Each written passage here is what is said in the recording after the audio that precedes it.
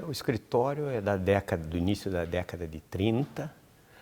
Começou com Arthur Santos, né, um advogado. Depois entrou o professor Rubens Requião. Né? Na sequência já meu avô entrou de sócio do Rubens Requião. E depois veio meu pai, depois eu.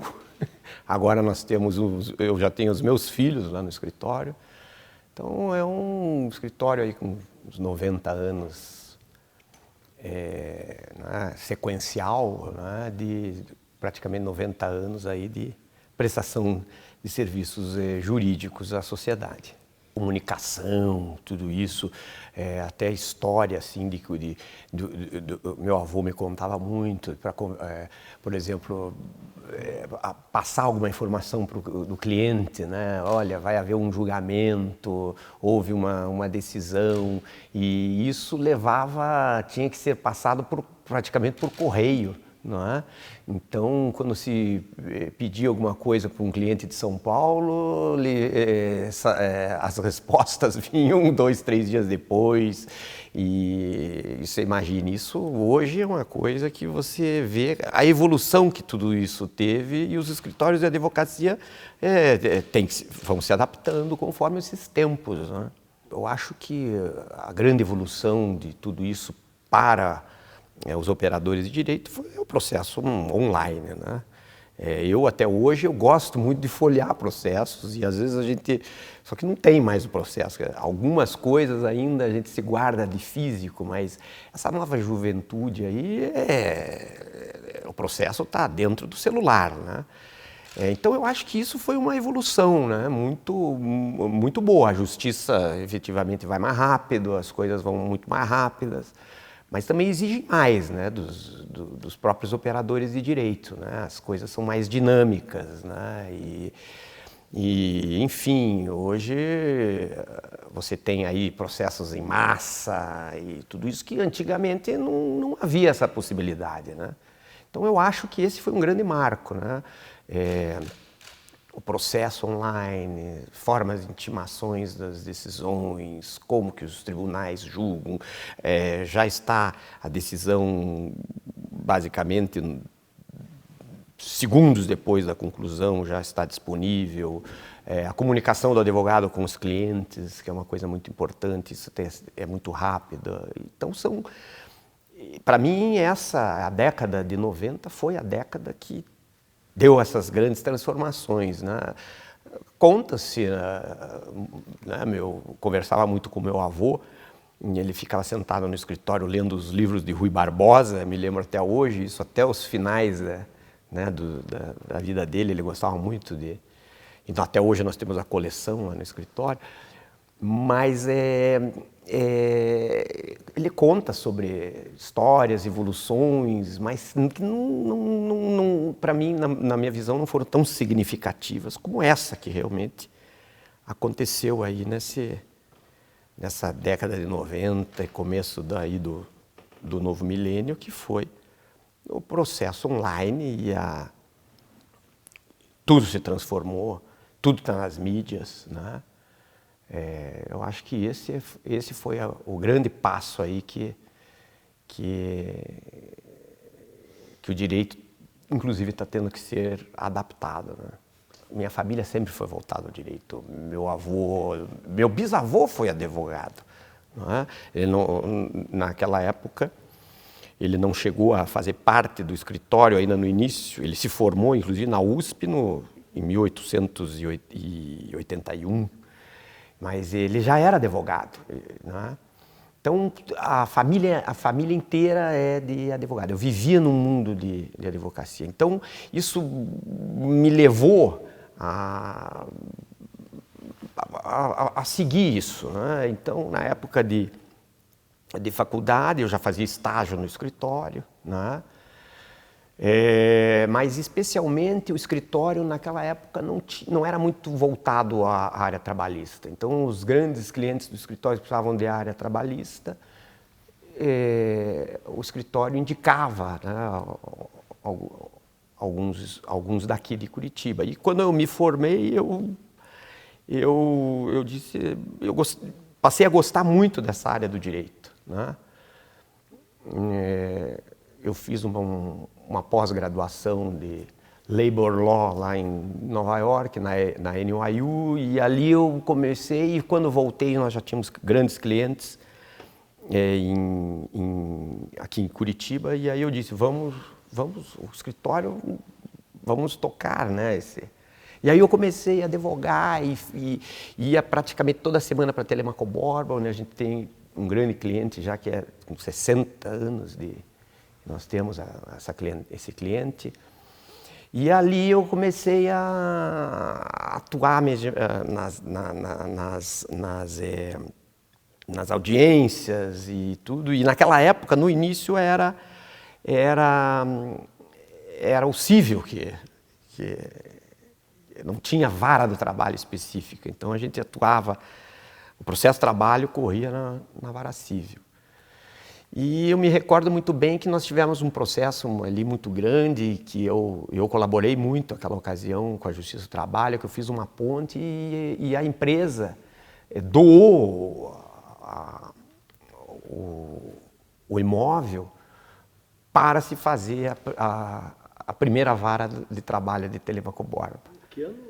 Isso aí foi 93, 94 mais ou menos. Nós colocamos em contato a pessoal lá que atuava na área de direito, dizia que estavam tendo que instalar uma vara do trabalho em Telemaco Borba e aí eu aproximei do nosso cliente, não é?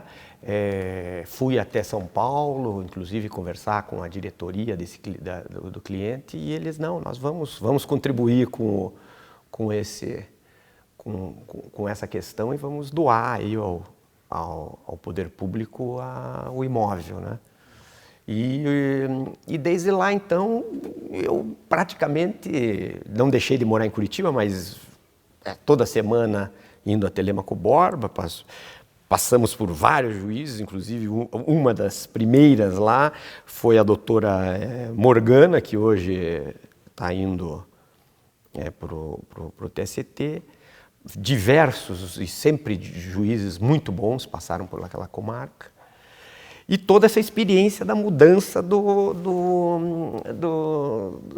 processo aí, nesse marco, que eu me lembro que no início foi um baque, né? A gente é acostumado com o processo físico e de repente vai para um processo online, né? Os meus filhos, por exemplo, jamais imaginam um processo físico, acho que nem sabem o que é isso, né?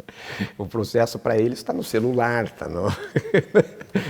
Então foi muito bacana acompanhar essa evolução e esse crescimento, mesmo porque eu me lembro quando eu fazia audiências aqui em Curitiba, a doutora Ana Carolina Zaina era a titular da 4ª vara, se eu não me engano, era a 4ª vara do trabalho, e ali tinham 5 varas, e hoje tem, quer dizer, o crescimento do tribunal acompanhando isso que você bem colocou no início, que é o crescimento da cidade de Curitiba. Eu acho que sempre quando as coisas são menores, elas são mais pessoais, né? E quando elas ficam maiores, a realidade é diferente, né? Você tem um grupo menor e um grupo maior.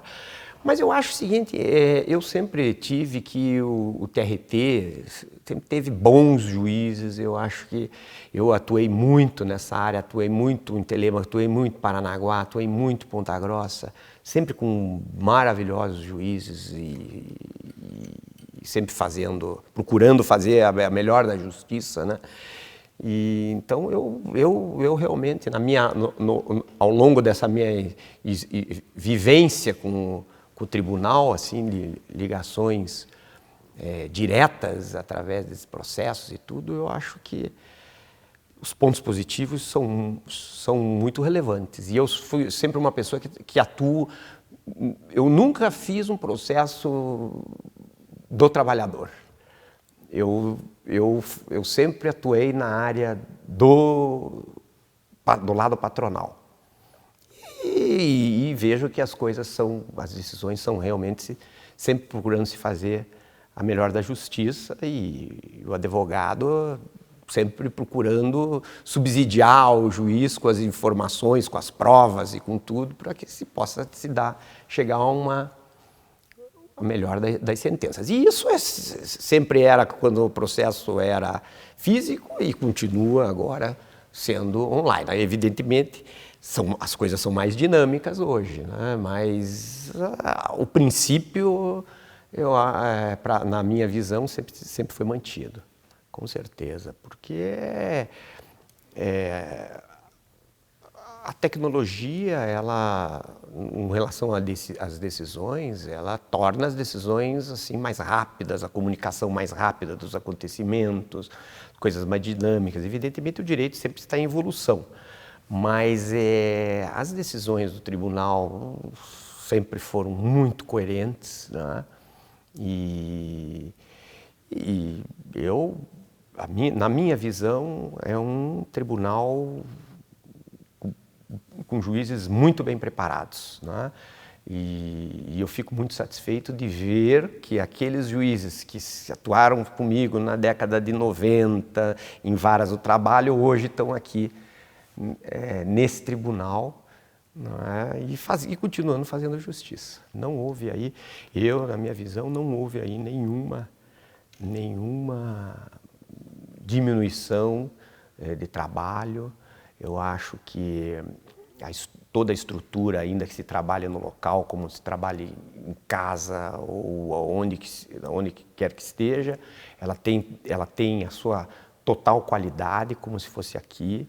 Eu acho que todos, né, os operadores de direito, as pessoas que assessoram, eu sempre tive uma visão que não há eu não faço essa diferença do local onde você está trabalhando. Eu, particularmente, outro dia fui fazer uma audiência com o Ministério Público, eu fiz da minha casa, né?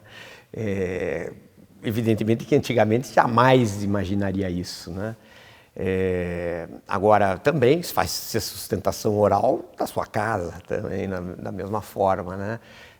Então a qualidade não mudou, porque eu acho que a essência do pensamento das pessoas que estão no tribunal é a mesma, né? Muito se falava antigamente qual a diferença do trabalho intelectual para o trabalho braçal, e sempre se disse que os dois são honrados, né? Então hoje, se você trabalha de casa ou trabalha do escritório, também são trabalhos honrados e dignificados, né?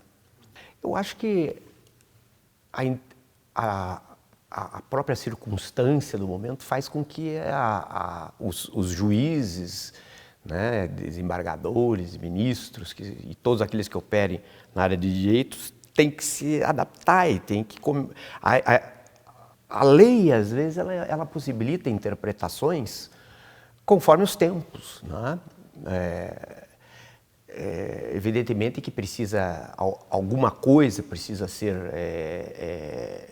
fechada, alguma aresta que gera muitas dúvidas. Mas a legislação trabalhista em si, né, pega a CLT, né, ela é uma lei que ela possibilita uma certa interpretação de acordo com os tempos e de acordo com as vivências, né, das pessoas, até a sociedade, como ela funciona. Eu acho que é isso, e que é o lado nobre do julgador. Interpretar a lei conforme os tempos, né? Porque a lei ela tem às vezes essa possibilidade. Eu sempre fui uma pessoa assim que, às vezes você diz assim, são 3 princípios, né, de direito, que é ninguém pode lesar outro, viver honestamente e atribuir a cada um o que é seu. O que precisa mais disso para uma vida em sociedade? Não é? Basta interpretar esses 3 princípios, não é? Que a gente aprende que já vieram do direito romano. Não tem mais... Não é? viver honestamente é o que o tribunal pede ao patrão e ao empregado. Atribuir a cada um o que é seu. O empregado trabalha, quer dizer, dá essa força de trabalho ao empregador, e o empregador tem que pagar, né? E não lesar ninguém, quer dizer, trabalhou, tem que pagar, né? Então, eu acho que esses são os princípios que bastam para a vida em sociedade, né? Meu avô sempre me dizia que a advocacia é uma coisa artesanal, que a advocacia é uma questão de confiança, né? Hoje a gente vê na área da advocacia muitas coisas mais, a profissionalização da advocacia. A advocacia, o nosso escritório, ele é basicamente baseado em clientes que já estão mais de 50 anos. Nós temos clientes com 60 anos, clientes com 30 anos, porque eu acho que o advogado ele tem que ser um parceiro É a mesma coisa do médico, né? O médico é uma profissão que você tem que gostar do teu médico, né? Você tem que se sentir bem com o teu médico. E a advocacia, eu acho que a sobrevivência do nosso escritório foi mais ou menos nessa linha, né? Sempre foi um escritório com 10, 15 advogados e nunca ultrapassamos disso, nunca nos interessamos em ultrapassar disso. E abraçando realmente a causa e adorando o direito e procurando mostrar para o juiz, né, o que é a justiça que nós estamos alegando. E eu acho que o trabalho é esse do advogado, né? Eu acho que isso que leva a um tempo tão grande de sobrevivência. O senhor lembra da sua primeira sustentação? Eu lembro. Eu lembro, foi uma sustentação terrível, foi uma questão de hora in itinere. Eu gaguejei tanto que o desembargador que estava na presidência, ele fazia assim para mim e as coisas não saíam, né?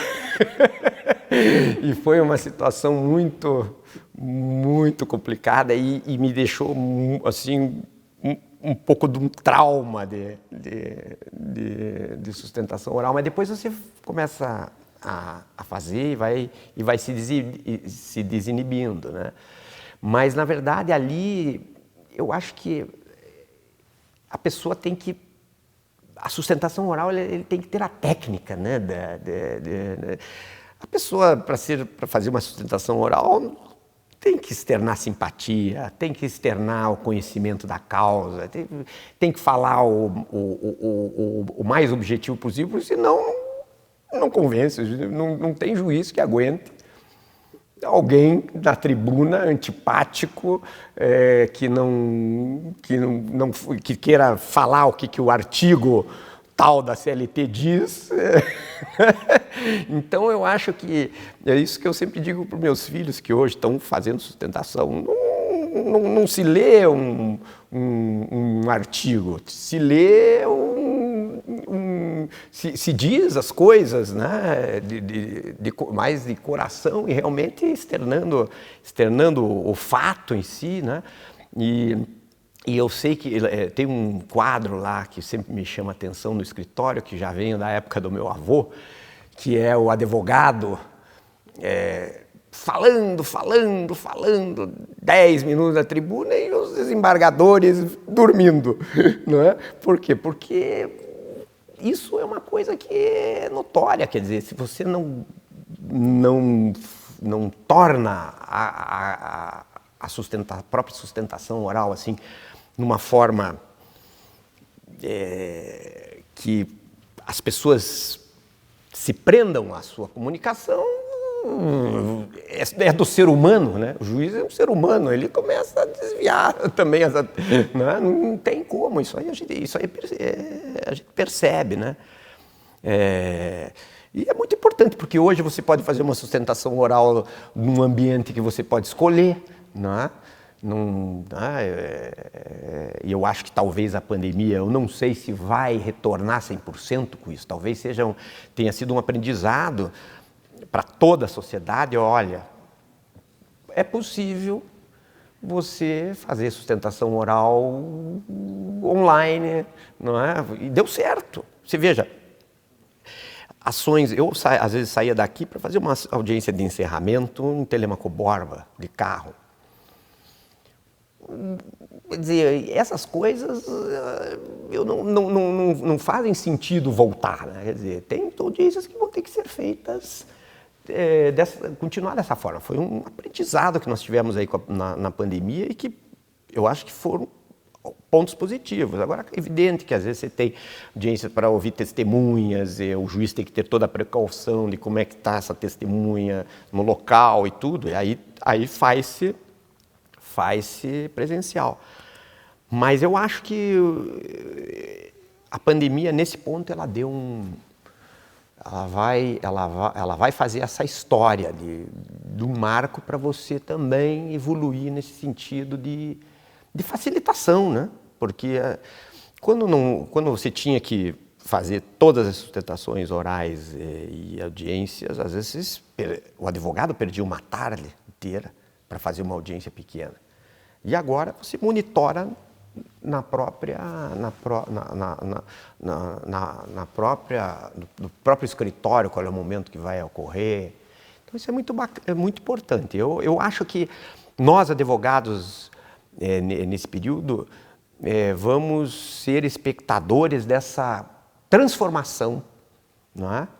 E transformação que veio para o bem de se fazer justiça, para o bem da sociedade. E o tribunal está de parabéns pelas pessoas que estão todas aqui. O direito, como eu digo, ele tem que estar evoluindo de acordo com a sociedade, né? Não é? Mas eu volto que aqueles 3 princípios são os mais básicos e são os necessários para qualquer vida. E a evolução vai ocorrendo, né? E cada vez formas mais eficientes de se evitar um abuso das pessoas que correm à justiça, né? De recorrer, né? E também, por outro lado, também se evitar que não deixe de ocorrer uma segurança jurídica para todo mundo, né? Que todo mundo, as pessoas querem, né, que saibam o que vai acontecer. Se eu vou contratar, o que vai acontecer lá na frente? Se eu vou tomar essa medida aqui, o que vai acontecer lá na frente? É muito importante isso, né? E o direito vai evoluindo de acordo aí com o que a sociedade vai ditando. Agora, como bem disse, nós vamos ter aí esse trabalho remoto, que antes era uma exceção e agora parece que vai ser, né? É uma coisa impressionante, principalmente, mas os trabalhos intelectuais estão indo dessa forma remota. E o direito vai ter que acompanhar isso. Olha, eu tenho muitos orgulhos. Eu acho que, você veja, meu pai está com 84 anos, continua advogando, não é? Meus filhos estão aí na área de direito. Então, eu acho que nós passamos, né, a importância dessa área aí para a sociedade, para fazer esse trabalho na sociedade. Eu acho que eu até às vezes eu mexo, né? O direito, dentro do direito, a área mais bonita é a área trabalhista, né? Eu gosto muito de atuar na área trabalhista, né? Eu acho que a área trabalhista é uma verdadeira escola pelo seu dinamismo. Eu sempre digo assim, é uma escola até para as outras áreas de advocacia, né? Sempre foi muito dinâmica, você tem várias audiências, você tem um processo mais dinâmico ali. Mas eu acho que o orgulho mesmo é realmente ter ter feito a advocacia, né? Ter feito a advocacia, continuar fazendo a advocacia, não é? E, ter os meus filhos que estão nessa área, que eu corrijo peças processuais, eu nunca fui professor, mas corrijo as peças processuais, não é? Eu acho que orgulho é viver nisso, nesse mundo. Quando fiz a faculdade, eu ainda não era uma pessoa assim... A gente começa muito cedo na faculdade, com 17 anos, eu fui no embalo, né? Mas depois eu comecei a me apaixonar pelo direito, comecei a gostar do direito. E depois eu tive essa oportunidade grande de trabalhar com esse cliente lá de Telêmaco, muitos processos, muitas questões trabalhistas.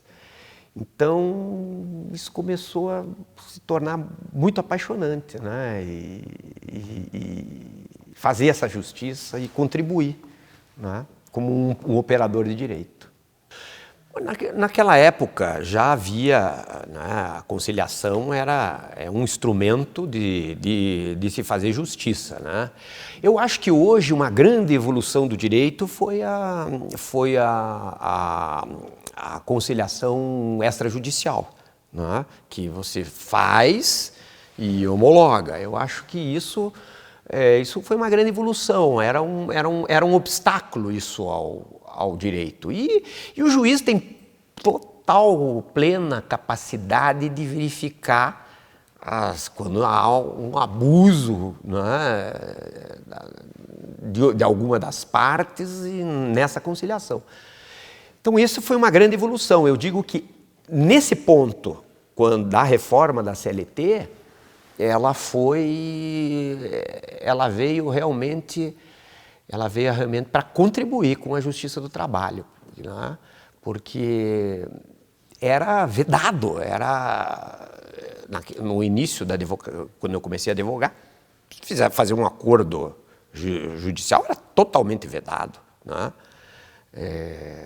E agora, então, é permitido isso e eu tenho visto que, às vezes, as empresas pagam o que o empregado quer, não é? O empregado fica satisfeito e a sociedade não tem o custo do processo, não tem... Né? Então, isso foi uma grande evolução aí, da reforma trabalhista em si. No início, eu era um advogado que gostava muito de combater. Né? Isso eu acho que é natural do advogado, talvez até mais jovem, né? E o advogado vai chegando uma certa experiência que vai vendo que a conciliação é o melhor caminho, né? Quando eu era jovem, eu trabalhava nos processos e a gente era no sentido mais de combater. Quando você vai se aproximando mais da experiência, você vai vendo que a solução do litígio na conciliação ela é ótima, né? Porque ela satisfaz ambas as partes. Mas naquela época, como eu disse, na advocacia trabalhista, a conciliação podia ser no processo, na frente do juiz. Jamais você poderia atuar como escritório fazendo a conciliação fora do processo, né? Então, como eu disse, essa foi uma evolução. Hoje, os meus filhos que eu estou vendo, eles são muito lados pela conciliação, né? Eles atuam assim de uma forma também conciliadora, talvez mais do que eu naquela época, né? E é isso. Eu acho que realmente a conciliação, qualquer área do direito, ela põe os objetivos mais claros e não precisa, porque se não tiver conciliação, é como eu digo sempre para o cliente, quem vai decidir é o juiz. E o juiz, a gente não sabe o que ele vai decidir, né? tem uma linha, nunca pode dizer assim, não, o juiz vai decidir assim. Não, não vai, porque depois tem o juiz, depois tem o tribunal, depois tem... né? Então, se puder fazer a conciliação, hoje é um mecanismo que foi um avanço a reforma trabalhista nesse sentido. Eu me recordo uma ocasião que nós estávamos numa audiência lá no início, e era audiência de três testemunhas para cá, três testemunhas para lá, e era naquele início que você fazia ela, né, ali no computador, e o negócio foi 7h da noite e deu uma pane. Nós já estávamos das 3 da tarde até 7h da noite, deu uma pane e perdeu-se tudo. E teve que se refazer a audiência. Isso aí, inclusive, era numa época que quem estava era a doutora Morgana. E ela, uma ocasião que eu encontrei, ela recorda que o advogado da outra parte estava com dor de cabeça, eu dei o comprimido para ele, aí, quer dizer, foi uma coisa assim muito interessante. Quer dizer, você veja que às vezes a tecnologia, e era uma tecnologia já avançada na época, né? Porque já estava começando a ser no computador. A secretária, né, batia ali o que se falava e tudo e tal. E numa audiência longa dessa acontece uma pane dessa. Eu fico pensando, imagine se acontece uma pane mais assim hoje em dia e os processos são... Né? Por isso que às vezes eu digo, a agenda eu não confio, eu gosto de ter a agenda escrita, né?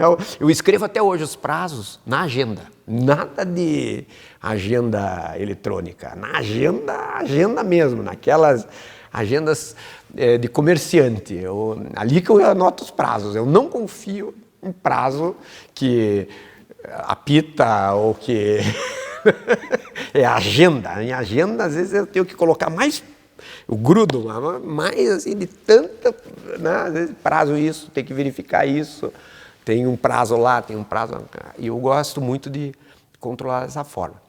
Mas esse foi um caso muito interessante que até hoje eu lembro, porque imagina se chegar depois de 4 horas, pesado, e não ter mais nada, e ter que refazer. Né? Foi uma tragédia no momento. Né? Foi uma tragédia no momento.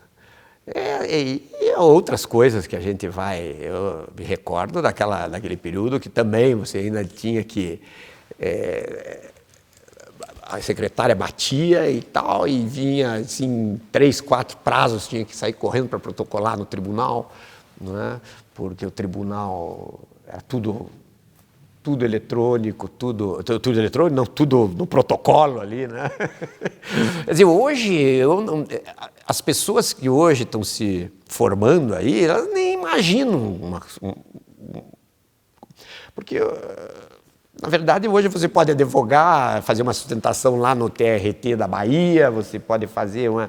Então, é inimaginável uma situação daquelas que, quando eu comecei a advogar, não tinha nem protocolo integrado. Você tinha que fazer o protocolo lá na vara do trabalho mesmo. Então, o prazo que era de 8 dias tinha que ser de 5 para nós, advogados, porque nos outros 3 tinha que mandar no AR para chegar ou no malote da empresa para chegar lá para o jurídico interno protocolar, porque não tinha isso. Eu me lembro, me recordo no escritório, quando o professor Rubens Requião, que era sócio do meu pai, do meu avô, ele disse para o meu pai assim: Miró, nós temos que comprar um fax. Né? Nós temos que comprar um fax. E era aquele fax assim que fazia para passar para lá, e quer dizer, então, veja, uma coisa assim inimaginável. Agora, vamos também ter essas coisas talvez daqui 2 anos, inimaginável como é. Alguém vai dizer lá, 2 anos não, mas talvez daqui uns 20 anos, alguém vai dizer como é que essas pessoas conseguiram advogar, conseguiram julgar, como é que esses juízes e desembargadores, numa época de pandemia, né?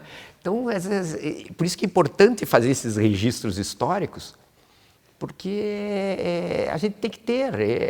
Eu faço um paralelo do Clube Curitibano, da qual eu presido, que é uma entidade de 140 anos, e eu fui buscar o que aconteceu na época do Clube Curitibano, que já existia há 40 anos, o que aconteceu na época da gripe espanhola, para entender também a sociedade, né? E não se encontrou registros nas revistas antigas do Clube Curitibano, quer dizer, nem as revistas antigas dessa época. Nós só temos a partir de um determinado momento para frente, que é da guerra para frente. Mas o que aconteceu naquela época? Nós fomos buscar algumas informações lá na biblioteca pública, né? A forma como o clube atuou, a forma como aconteceu, que já era uma sociedade muito grande, já era a maior sociedade aqui de Curitiba, né?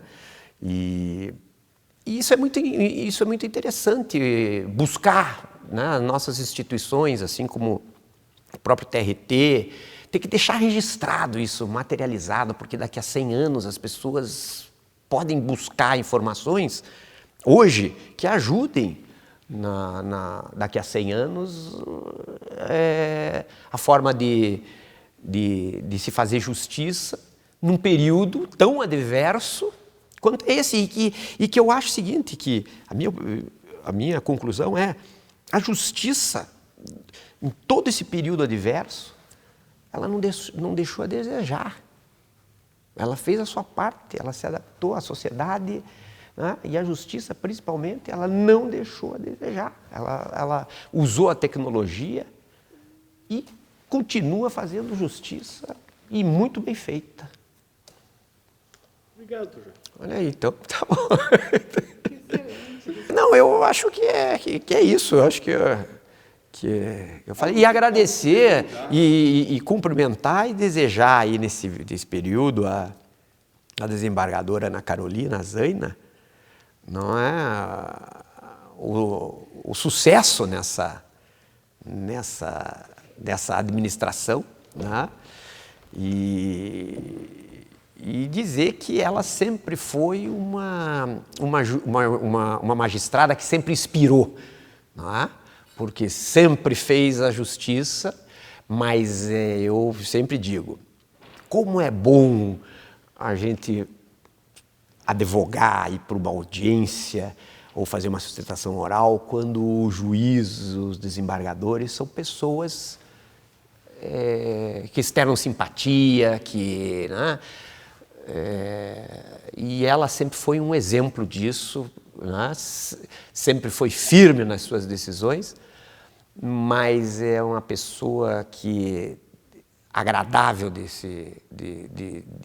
estar junto e de fazer, de saber que ela que vai decidir um caso que você está trazendo à apreciação do judiciário.